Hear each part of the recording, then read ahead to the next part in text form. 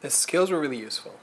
How to be present, the different techniques, the different theories about how help happens, how two people can support each other, and how we work generally as human beings.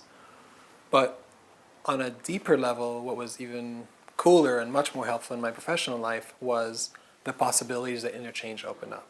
It was like tasting from all these amazing different dishes and paradigms of thought and ways of looking at the world. And for me, it's like the whole world just really widened. It was really inspiring to see how supportive Steve was about it. He was like, by the end of Interchange, he was like, you're ready.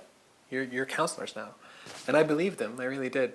And I felt it. And so I went out in the world and tested it. And yeah, to my delightful surprise, it's actually not that scary of a thing.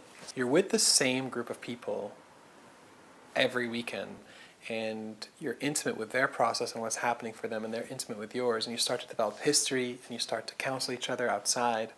And there's a depth and a safety that happens in a container like this that allows for a different kind of discovery and a different kind of dynamic than just sort of a one-off thing. There's awesome side effects about it. Like I've made good friends that today we just know each other well, and we trust each other, and we have these tools we can use to help each other out. And we often do use them with each other. I remember one of the weekends on reparenting, and just this idea that there are these resources that I haven't yet had access to. And this acknowledgement that I need others, or it would be helpful to have other people sort of reparent me and help me develop these resources. One of them was just the asking for help as a resource, developing the capacity to ask for help, to feel my need for others, and to acknowledge it and to reach out. Felt like a resource that wasn't something I didn't watch my parents do, didn't watch people in my community do. It wasn't modeled for me. I didn't see it.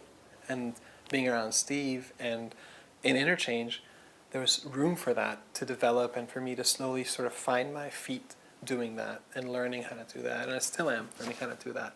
And now as a father, it's completely invaluable. I think about it all the time. Not just like how can I discipline my son or not hurt my son or not wound him, but how can I help him develop these resources? And I actually often find myself thinking, what would Steve be doing in this situation? Or what resource here is my son trying to figure out, and how can I be supportive to him?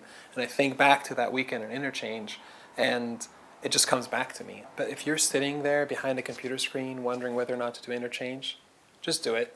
Just trust me, do it. Seriously.